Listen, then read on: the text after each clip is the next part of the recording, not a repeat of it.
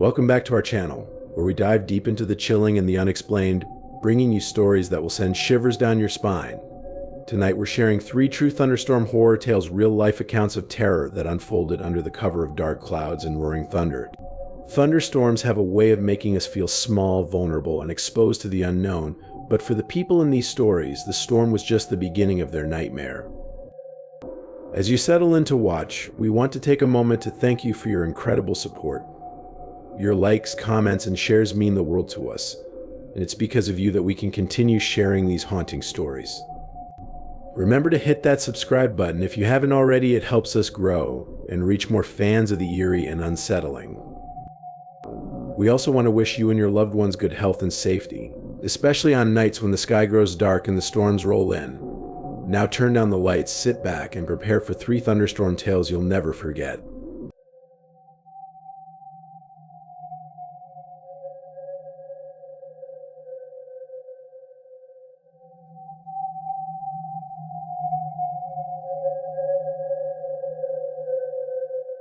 Story 1: The Place Between the Walls.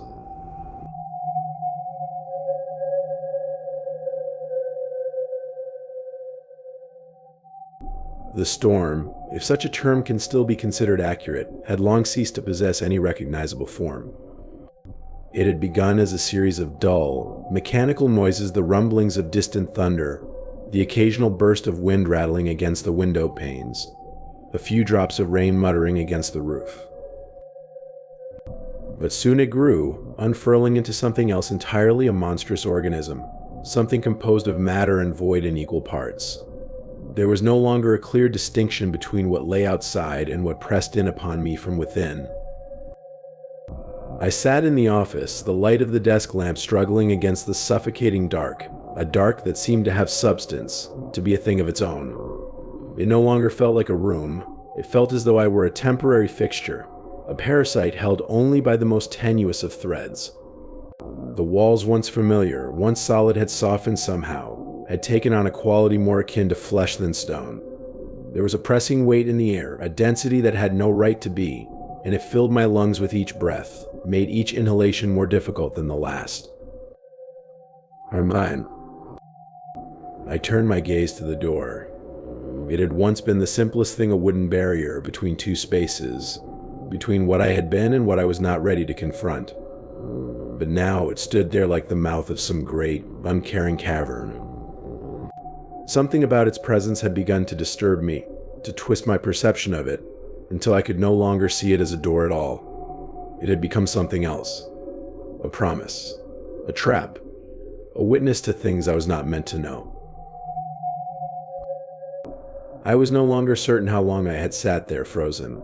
The ticking of the clock had grown hollow, like the rhythm of a clock whose mechanism was worn down, whose gears no longer moved. And yet somewhere in the pit of my thoughts, I knew it was just a matter of time before it came again. The thing that had never truly left, but had instead woven itself into the very fabric of the house, into my mind. The house had changed. I had changed. But it was not merely my perception that had shifted. No, there was something deeper, something so fundamental that seemed to touch the very bones of reality. The air itself had become thick, viscous, like the atmosphere of a place where the natural laws no longer applied.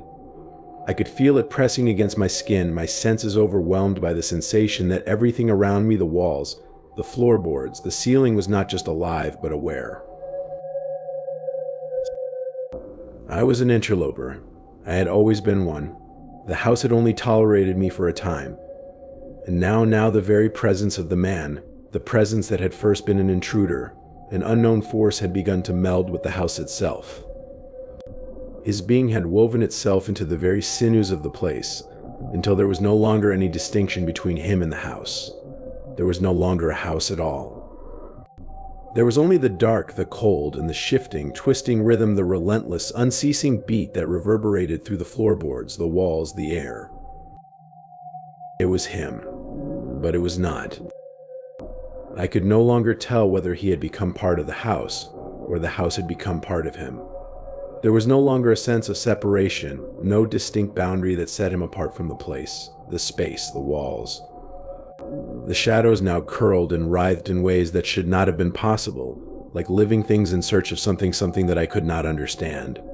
Every creak, every groan of the wood seemed to carry his imprint, a resonance of something that had been here far longer than I had. The sound was his breath, his footfalls, his presence. And there was no escaping it. Not now. It had been too long. Too long since the awareness had settled into me. But now it was clear. The house, this thing that had once been my refuge, my sanctuary, was nothing more than a tomb. The illusion of safety had long since shattered, leaving only the stark, crushing reality that I had never been its master. The man, the presence, the thing, it had never been an invader. No, I was the invader.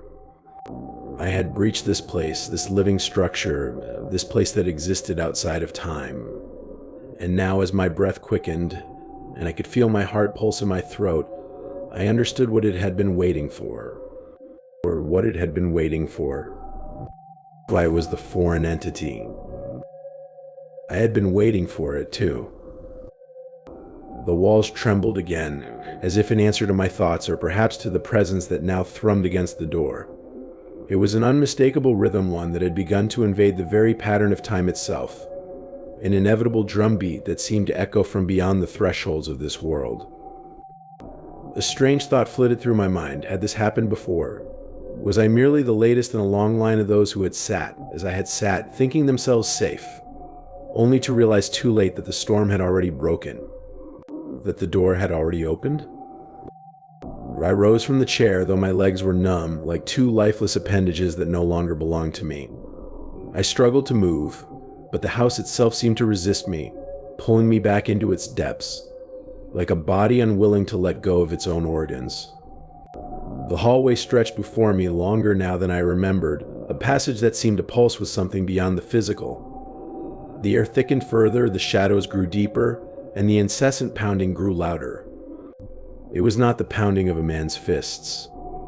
No, this was something older, something far worse. The hallway warped, bending and curving like a reflection in fractured glass.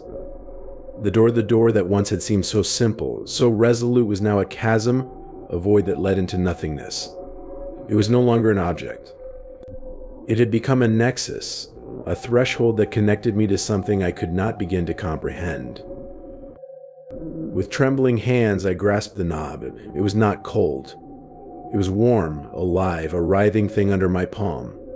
It seemed to pulse, as if feeding on my very thoughts. The moment I touched it, the world seemed to collapse inward, the house itself folding upon itself like a body dying in its own skin. I turned the knob, and the door opened. But it was not the man who stood there now.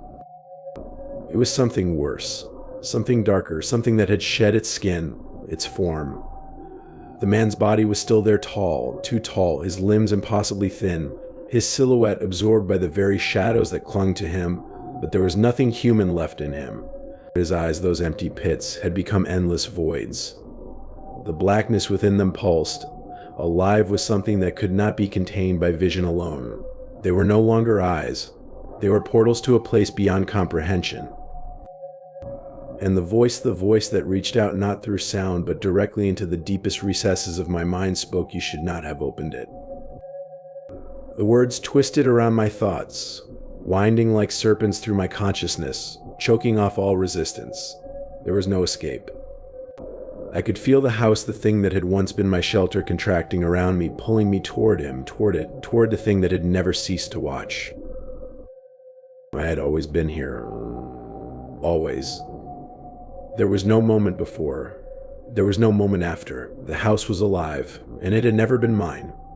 I had always been a trespasser, a wanderer lost in the dark maze of its twisting halls. And then, just as the last vestiges of my will dissolved into the suffocating embrace of the house, I saw it.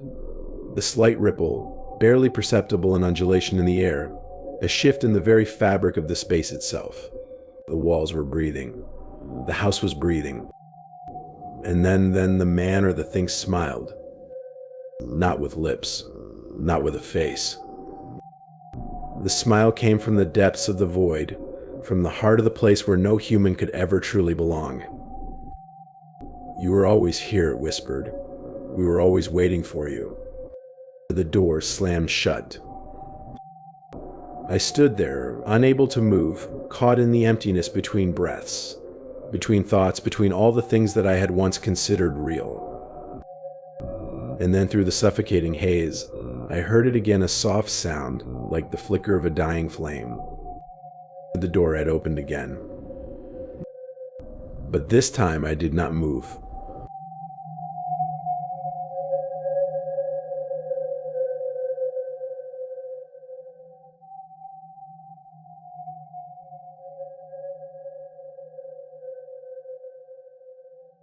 Story 2: Patio door left open.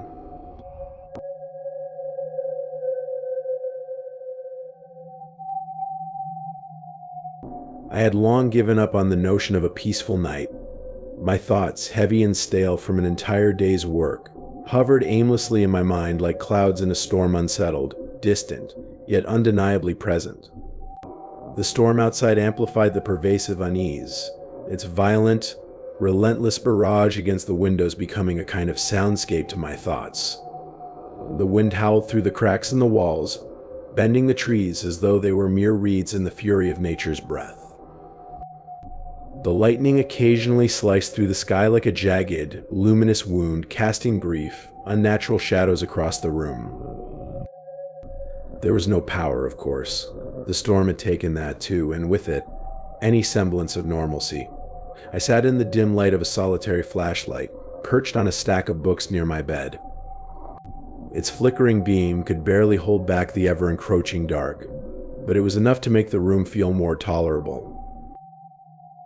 I was exhausted, bone-deep, tired, but the oppressive silence, punctuated by the howl of the wind, seemed to keep me from the comforting embrace of sleep. There was something about this night, something wrong, something I couldn't put my finger on. It was as though the very air in the room had thickened, turned viscous, a sensation that seeped into my thoughts like a slow poison. I moved, standing with a soft groan, my bare feet meeting the cool wooden floor, then padded quietly toward the kitchen. The refrigerator hummed in the distance, a solitary sound in the otherwise suffocating quiet. The kitchen was dark, the heavy rain outside casting ghostly silhouettes on the glass windows. The low drumming of the rain against the roof was constant, but I had learned to tune it out. I reached for the faucet, its sudden splutter almost an accusation, and filled a glass with water. When I turned to leave, the kitchen appeared unchanged, yet I felt a shift, a small but undeniable disturbance in the atmosphere. I walked back down the dim hall, half distracted by the persistent, unwelcome sensation that something was wrong. The hallway was cold, as though the house itself was holding its breath. My feet scraped lightly across the floorboards as I passed the kitchen doorway, my mind still swimming in tired confusion. And then I saw it. The patio door. It stood ajar, a small gap at its base, where a cold gust of air crept in. I froze. The door had been closed when I'd gone to the kitchen. I was certain of it. I must have been... Anyway, I couldn't fathom the thought of it being open.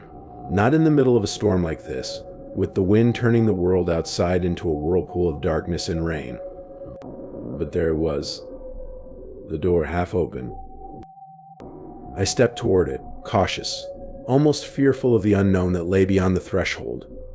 The storm seemed to howl louder now, or perhaps it was my nerves that were heightened, straining against the silence that followed my realization. The air smelled of wet earth, of decay, a scent that made my throat tighten.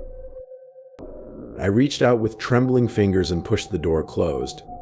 It didn't take much effort, but the sound it made was unnerving, metal sliding against metal with an almost intimate familiarity, as though the door had been waiting to close on its own accord.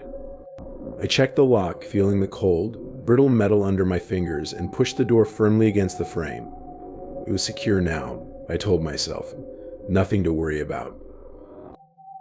But the anxiety that had been building within me refused to dissipate. The strange thought began to creep, and what if I hadn't been the one to open the door? The possibility felt ludicrous, yet the idea lingered. What if it wasn't the wind that had left the door open, but something else? Something that had been waiting outside, or perhaps something that had already crossed the threshold and was now hidden somewhere within the house. I turned quickly, almost to shake off the thought, and began pushing furniture toward the door. The sound of the heavy wood scraping against the floor only heightened my growing unease, but I couldn't stop. The sense of impending doom pressed on me, unrelenting, unexplainable.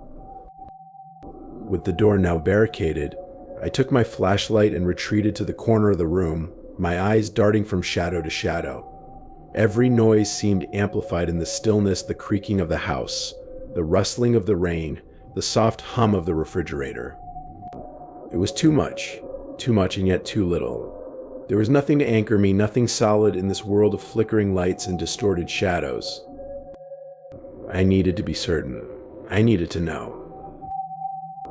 I stepped slowly toward the bed, the floorboards creaking beneath my weight. I hesitated, my breath shallow and uneven. I couldn't stop the sense that something was watching me. Something was waiting. And then I felt it. It was a faint sensation, barely perceptible, but undeniable: the feeling of movement, of something shifting in the dark. It was subtle, a mere whisper against the silence, but it was there, a creeping disturbance at the edges of my awareness. Under the bed. I knelt, my hands trembling as I reached for the flashlight. I swept its beam underneath the bed. Nothing. But then, there it was. A shape. A twisted, unnaturally thin shape crouched low beneath the bed. I could hardly breathe. My mind tried to reject what it was seeing, but there was no escape. The woman, no, the thing was impossibly gaunt. Her skin hung from her bones like loose cloth, and her ribs jutted out at sharp angles. Her eyes, wide and bloodshot, glistened in the darkness, glimmering with an unnatural, almost predatory light. Her face split into a grin that stretched far beyond what was humanly possible, revealing teeth that seemed too sharp, too eager. She didn't move at first, she just stared. Her grin widened. Then came the laughter. It wasn't laughter at all, but a hollow, guttural sound that seemed to vibrate deep in my chest. The laugh was high-pitched and erratic, as though it came from a place far beyond her mouth, a place that existed only in the cracks between thoughts. The sound wormed its way into my skull, burrowing deep, filling my mind with a nauseating sense of terror. I stumbled backward, my breath coming in ragged gasps, my heart hammering painfully against my ribs. My mind screamed for me to run, to escape, but my body could not move. It was as though the very air had turned solid, pressing against me, suffocating me with an unbearable weight. I didn't know how long I stood there, frozen, trapped in the gaze of that thing. Time itself seemed to bend and twist around me, stretching into eternity. Finally, my body moved, as though it had no will of its own. I turned and bolted from the room, my feet slamming against the floor, my chest burning as I fled through the hallway. I didn't stop until I reached my grandparents' house, my breath coming in ragged, desperate gasps. The familiar warmth of their home, the soft glow of their lamps should have been comforting, but it wasn't. It wasn't enough. The storm still raged outside, and I could hear the wind howling through the trees. The house felt different now, as though the walls themselves were closing in, the very air thick with a presence that wasn't there before. My grandparents sat in their living room, calm and composed as always, but something was wrong. Their faces were serene, as if they had known I'd been expecting me. "We thought you might come to us tonight," my grandmother said softly, as though speaking a quiet truth. My grandfather nodded, his eyes too old, too wise. "You've seen it, haven't you?" he murmured, his voice barely audible over the storm. I didn't answer. I didn't need to. I was no longer sure what was real, what was outside, what had always been there waiting. There was something in the darkness, something that had always been there, and it would never leave.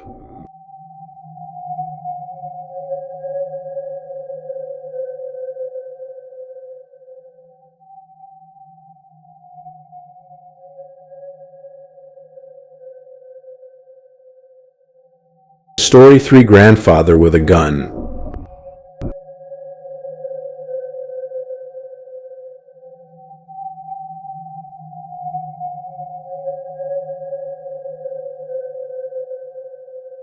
It began, as all such things do, in the oppressive quiet that precedes every calamity, a silence so thick that it seemed as though the very concept of sound had been buried beneath some ancient weight. The house sat crouched in its unnatural stillness, as if waiting for something, though what it awaited I could not fathom. The time had become formless, suspended between the realms of the present and something else, a liminal stretch where reality wavered, its edges fraying like the edges of an old, torn photograph. The night seemed so much more than dark, and yet it was no less terrifying for it. It was a night in which things could change, but not in any way I could predict. The air, dense with a kind of fetid tension, had no substance, but seemed to press down on my chest with the weight of 1,000 unspoken thoughts. Outside there was no life, no movement. The hum of the world had ceased long ago, and now only the faintest stirring of the wind remained, scraping against the peeling skin of the house's outer frame like a soft, lingering regret. I sat in the living room beneath a single lamp, whose dim flicker cast jagged shadows across the walls. These shadows seemed to gather, forming strange patterns as though the light itself could no longer contain them. The family had scattered to the various corners of the house, their bodies huddled in postures that resembled the desperate pretense of normalcy. We all knew something had gone wrong, though none of us dared name it. Grandfather sat nearby, his large, creased face a fixture in the room, an anachronism from a time I could not touch or understand. He looked more like a relic than a man, as though he had been carved from some primeval stone. A being beyond fear, though, as I would soon learn, there is a kind of fear that transcends the mind's capacity for recognition. The house groaned then, a sound that seemed to come from the walls themselves, as if they were reluctant to stand firm, as though the very fabric of this place could no longer bear the weight of whatever it was that pressed against it. My hand moved almost reflexively to my throat. There was something there, something almost imperceptible, a tremor of awareness that could not be explained. It was then that I looked up, though I could not say why. There was no sudden noise to stir me, no sign of movement, just a faint suggestion that something was not quite right. There was nothing visible outside the window, no silhouette, no strange shape pressing against the glass. The world beyond seemed simply wrong, as if it had bent in some subtle way that only the very sensitive could discern. My senses, already straining to make sense of the silence, could not grasp this. Instead, there was only a feeling of wrongness in the air, something that clung to my skin, itching and foreign. It pressed in on me like an invisible force, twisting my thoughts and making them alien to me. Then came a sound. At first I thought it a trick of the mind, an echo, a fragment of some far-off event that had intruded upon my senses. But then it came again, a rustling, a shift in the air. Too faint to understand, but there nonetheless, as if someone was making its presence known. Made a scrape, the faintest rattle against the stillness. And then Grandfather stirred. The change was so subtle, so inevitable that it would have passed unnoticed had I not been watching him. His movements were slow, almost imperceptible, as though he had long ago come to accept the inevitability of the world's crumbling logic. The old man's body, once full of vigor, now seemed as though it was on the edge of some precipice. He seemed to move in anticipation, as though he had known this moment was approaching for some unmeasurable stretch of time, long before I had arrived at this house. I could hear the scrape of his chair as he shifted, the soft click of his fingers on the drawer's edge. His hand moved with such mechanical precision, a smooth, practiced motion, as though his fingers had memorized each contour of the drawer's interior, each detail of this ritual. I did not look at him. I knew better. The way his hands moved, calm, deliberate, as though they held knowledge older than anything the world could offer was enough to speak volumes. There was no hesitation, no confusion. Only the eerie certainty that this was what must be done. The gun, though I did not know its presence until now, had been there all along. Hidden in plain sight, wrapped in the dust of indifference. My grandfather's fingers wrapped around it as if it were nothing more than an extension of his own arm. The gun was not the weapon, not truly. The knowledge that hung in the air, thick and cold, was the real weapon, the part of the house that never could be silenced. The gun was only an artifact. A necessary one, perhaps, but it was not the point. There was no question. None. Not from me, not from anyone. The presence outside, the thing we could not name, had been here for longer than we could understand. We all knew it, even if we had no way of acknowledging it. Grandfather stood, and without a word we moved as one. The house, its oppressive silence pressing against us, seemed to guide our steps as if it, too, had surrendered to the inevitability of what was to come. My family followed, not out of any great sense of understanding, but because we had learned, over time, to follow him. It was not out of trust, but out of something far worse, out of an unspoken knowledge that he was the only one who knew what this was. The back of the house was where we moved, though it was no longer a place of refuge. I felt the pressure grow, but not from outside. No, this pressure was different, closer, more intimate, as though something was moving right behind me, just beyond my reach. I could feel it now, not the rustling or the scraping, but the breathing. No longer a sound, but a presence. And then the woman. I saw her through the crack in the window, a shape so wrong that it would have been impossible to believe had I not seen it with my own eyes. A woman, no, not a woman, but something like her, a mockery of what we understand as human. She moved, but not in any way that made sense. There was no rhythm to her, no pattern. It was as though her body could not decide which direction it wished to move in, and so she flitted, jerking, stumbling, as though some unseen force were pushing her forward. No, not pushing, forcing her to move, a puppet bound by invisible strings. And yet she was not a puppet. She was something else. Something that had once been human, perhaps, but no longer. She dissolved into the night as she moved, a shadow against shadows, as though she were part of something larger, something infinite that could never truly take form. There was no scream, no cry, only that motion, and the feeling of being watched, of something that had always been watching. Grandfather raised the gun. A single shot, so loud that it shattered the stillness, ringing in my ears as though it were not just a sound but a declaration. A final note in a symphony whose composition I could not comprehend. The walls quivered in the wake of the sound, and I felt my heart beat in time with the vibrations. The window was empty. The house was silent again, but it was no longer the same silence. It was thicker, heavier, a quiet that weighed upon me like the descent of some unseen hand. The woman, if she had ever been a woman, was gone, but she had left something behind, something that would never leave. I could feel it then, pressing in from every corner of the house. It had never truly left us. We had never truly been alone. In the following days, as the walls of the house grew tighter around me, I could still feel her, flitting at the edges of my mind, as if she were forever on the verge of revealing herself. The house remained the same, but it was not the same. I saw her in my dreams, always just out of reach, always too quick to catch, always fading before I could make sense of what I saw. And grandfather, he remained unchanged, his silence deeper than before. It was no longer the silence of age, but the silence of knowing something we could never understand.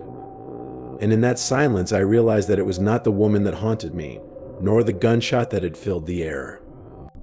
It was the knowledge of it all. The knowledge that we had never been alone, and that we never would be again.